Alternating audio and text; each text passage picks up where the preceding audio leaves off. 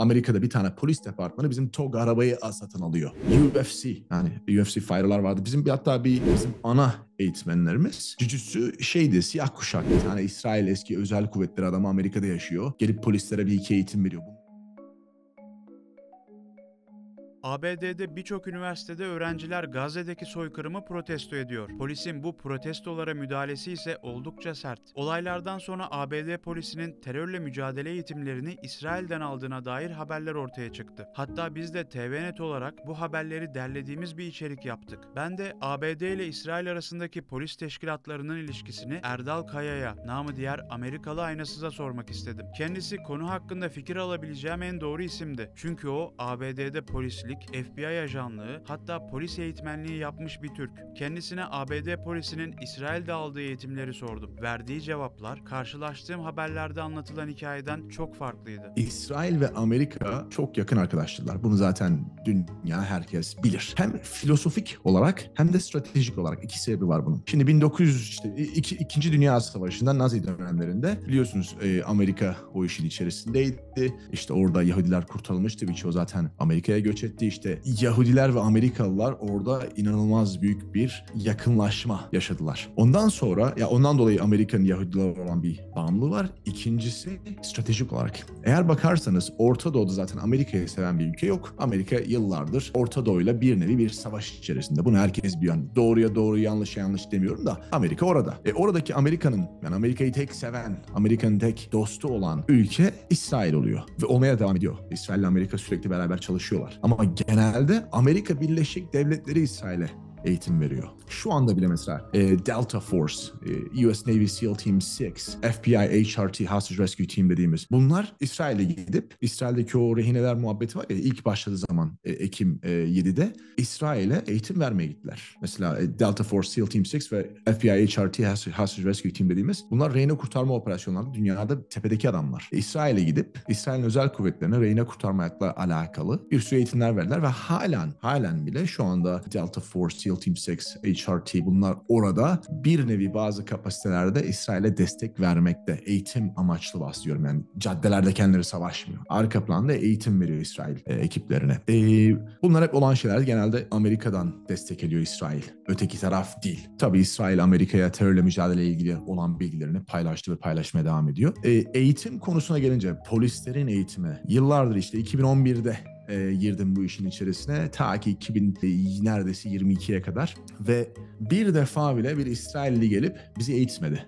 Ben görmedim. Yerel polislikten de bahsedeyim. Eğer biliyorsunuz bir de ben sadece bir seviyede polislik yapmadım. Yerel polislik yaptım. Hatta eğitmen polislerden bir tanesi ben oldum. Ben eğittim. Hiçbir şekilde İsrail'den eğitim alıp da gidip kendi polislerimi eğitmedim ben. Tabii bunun bir daha derini var. Şimdi şunu sorabilirsiniz. Size verilen bu eğitimi kim yazdı? Bunlar İsrailliler miydi? Öyle bir şey yok. Tamamıyla bilimsel. Biyomekanik dediğimiz şeyler var. Bir insanı yere attığın zaman. Yani şunu söyleyeyim ben size. Bir insanı ayakta mı kontrol etmek daha kolay yoksa yere indirip yerde mi kontrol etmek daha kolay? O yüzden bizim ilk yaptığımız hamle bir şekilde yere indirmek. Yere indirmenin teknikleri var. Onda biyomekanikleri kullanıyoruz. Bunu nereden öğrendik? Jiu-Jitsu, Judo, bunları işte Taekwondo, bunları bilen ustalar bu bilgileri bizlere verip bilimsel bir şekilde bir kişi en kolay nasıl ve en hızlı bir şekilde nasıl kontrol altına alır bunları bize öğretiyorlar ve bu şekilde eğitimler yazılıyor. Polis akademisinde aynen oydu. Direkt bilimsel bir şekilde bize öğretirlerdi. Eyalet polisi akademisi aynı şeydi. Tabii bunlar taktikler biraz değişiyor departmandan departmana ama genelde biyomekanikle alakalı şey. Mesela FBI'da çok iyi hatırlıyorum. Ben FBI Quantico Virginia'da biz eğitimlerimizi görürken FBI'nin tamamıyla zor kullanma eğitimleri tamamıyla dövüş sanatları içerisinde olan profesyoneller tarafından bize öğretiliyordu. UFC yani UFC fighter'lar vardı. Bizim ana eğitmenlerimiz Jujutsu siyah kuşaktı. Jujutsu ne demek biliyorsunuz? Yerde adamları kontrol etmek muhabbetleri. En tepedeki adam profesyonel eski kavgacıydı. Amerikalı kendisi. Bunlar hepsi Amerikalı. Bize İşte bir insanın en kolay bu şekilde yere atarsın. Şu eklem işte omuz eklemiyle işte dirsek eklemi şunu şöyle yaptığın zaman burada bir baskı uyguladığın zaman bu işte sinir şuraya gider şunu şuraya yapar. Bunlar hep bize bu şekilde öğretildi. İsrail'deki polisler bu şekilde yapıyor biz de bu şekilde yapalım diye öyle böyle hiçbir şey yok. Bu beraber çalışmalar oluyor mu? Oluyor ama çok çok çok küçük ve düşük seviyede. Amerika Birleşik Devletleri'nin İsrail tarafından, polislerinden bahsediyorum, İsrail tarafından eğitildiği tamamıyla gerçek olmayan bir şey. Bak, beraber çalışmaları oluyor ve ara sıra görüyorsun bir tane İsrail eski özel kuvvetleri adamı Amerika'da yaşıyor. Gelip polislere bir iki eğitim veriyor. Bunlar da oluyor. Olmuyor demiyorum. Röportajın ortasında Amerikalı aynasıza röportajımıza konu olan İsrail medyasının haberlerinden birinde okuduğum bir cümleyi de sordum. ABD'li polisler terörizmle mücadele tekniklerini öğrenmek için İsrail'i ziyaret etti başlıklı haberde kendisiyle röportaj yapılan Orlando şehrinin polis şefi şöyle diyor. İsrail polisinin tehdidin peşinden gitme yöntemini çok beğeniyorum. Biz de ABD'de aynı yönde ilerliyoruz. Ayrıca burada teröristlerle pazarlık yapmıyorlar. Bence gidilmesi gereken yol bu. ABD bu polis şefinin söylediği gibi suçlularla pazarlık yapma konusunda İsrail'e mi özeniyor? Şimdi benim düşüncem bu. Şimdi biz terörist diyoruz. Terörist kelimesine bile baktığın zaman benim senin için terörist olan adam bir iki başkası için terörist değil. Değil mi? Ya bu tamamıyla çok geniş bir kavram. Terörist de bir hani negotiation, ne pazarlık mı diyorlar. Bu muhabbete şahsen ben de inanmıyorum. Şimdi bunun yerleri de vardır. Ya adamın rehinesi vardır, bir şeyler yapmak zorundasın. Anlıyor musun? Ama hadi elinde silah olan bir adamdan bahsedelim. Reyne'yi falan unutuyoruz. Ben şahsen elinde silah olan bir adam, hani negatif bir durum, adam bana silahın seri numarasını göster, ha bak yeni silah aldım, silahım bu demiyor. Biz kötü durumlardan bahsediyoruz. O durumlarda Amerika Birleşik Devletleri'nde polis diye başladığım günden beri hiçbir şekilde bu kişiyle bir pazarlık yapın bana öğretilmedi. Sebebi İsrail'le alakasız arkadaşlar. Bunu anlatmaya çalışıyorum bütün videolarım zaten. Şurada bütün sizin izleyicilerinize anlatayım ben bunu. Etki ve tepki muhabbetini bu kanalda ben sürekli konuşmuşumdur. Elinde silahı olan bir adam, bak ben sana şu anda elimde silahım olsun. Ben sana silahımı doğrultayım. Direkt namlumu görüyorsun. Elim tetikte bile olsun. Ve senin elinde bir silah olsun ve o silahın yanında olsun. Bana hiç doğrultmuyorsun bile. Bunu biliyor muydunuz? Sen o silahı kaldırıp beni vurabiliyorsun. Benim beynim onu proses edip tetiğe basmaya kadar. Türkçem biraz kırık burada, kusura bakmayın. Anlıyor musunuz? O yüzden ben senin bana verdiğin tepkiye işte bir etki, yani vermek, action versus reaction. Ona bir müdahale vermek zorundayım ya. Oradaki zaman kaybından dolayı sen beni vurabiliyorsun. O yüzden elinde silahı olan bir insanla benim herhangi bir şekilde bir pazarlığım yoktur. O silahın elindeyse benim düşüncem sen beni ya da etrafımdakilerini vuracaksın. Ben bir şekilde sana müdahale etmek zorundayım ve o tehlikeyi, o bize verdiğin tehlikeyi en hızlı bir şekilde durdurmalıyım. Bak, öldürmeliyim demiyorum, durdurmalıyım. Ha şimdi ölürsün, o onun yan etkisidir değil mi? Yani benim amacım seni öldürmek değil. Ne ayağına ne kafana böyle şey yok.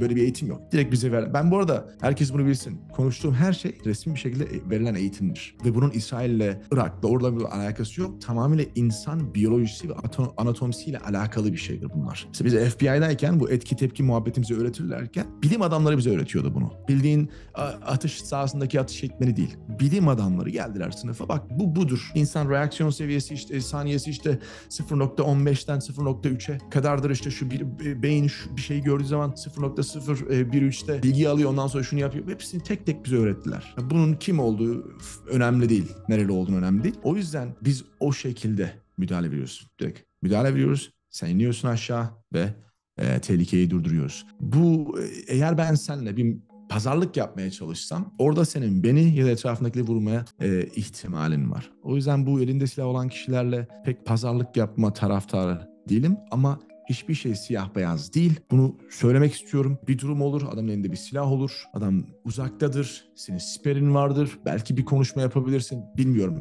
%100 her zaman böyle olacak demem. Zaten bunu diyen kişiden de uzak durun. Her durum farklıdır. Biz genel anlamda konuşuyoruz. Bu bilgi bize İsrail'den gelmedi. Amerika Birleşik Devletleri polislerinin girdiği çatışmaya ne İsrail ne kimse girmiyor halkın içerisinde. Amerika Birleşik Devletleri çatışma konusunda halk içinden bahsediyorum. Dünyanın en tecrübeli polis teşkilatı. Eğer bir şey öğretilecekse tam Amerika gidiyor İsrail'e de orada buraya da eğitim alıyor. Amerika Brezilya'ya da gidiyor mesela. Ne yapıyorsunuz? Caddelerde nasıl yapıyorsunuz? Öğreniyor. Amerika'nın güçlü olmasının sebebi dar görüşlü değil. Her şeye açık görüşlü bakıyor. Herkesten bir şey öğrenebiliriz düşüncesiyle gidiyor. Her yere. Mesela Amerika Birleşik Devletleri Türkiye'ye gidip Türkiye'nin mesela Hendek operasyonu oldu değil mi? Türkiye'nin savaştığı terörizm var yıllardır. Gidip siz nasıl yapıyorsunuz? Ya bir bakayım, böyle ortamlarınız farklı. Oradan da gidip birkaç şey öğrenebilen bir ülke. Öyle o şeye bakan bir ülke. O yüzden İsrail'le beraber çalıştığı, İsrail'le İsrail'e, buradaki polislerin oraya gidip birkaç şey aldığı bunlar doğrudur. Ama genel anlamda İsrail Amerikan polislerini eğitiyor. Böyle bir şey yok. Ve o polisin düşüncelerine şunu söyleyeyim.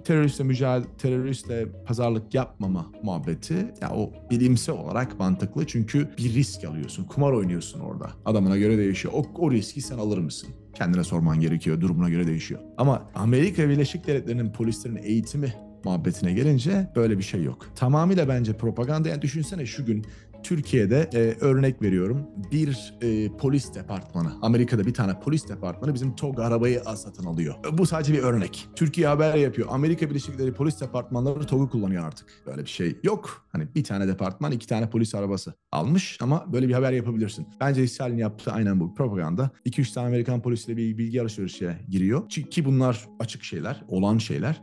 Evet Amerika Birleşik Devletleri polisleri İsrail tarafından zor kullanma eğitimi alıyor diyorlar. Ben böyle bir şey görmedim. Hatta ben polis arkadaşlarla da konuştum. Birkaç tane bunu yapmadan önce aradım. FBI'de 2 tane ajan arkadaşımı aradım. Eyalet polisinde arkadaşlarımı aradım. Böyle bir şey sen hiç duydun mu dedim. Hiçbirisi böyle bir şey duymadı dedi.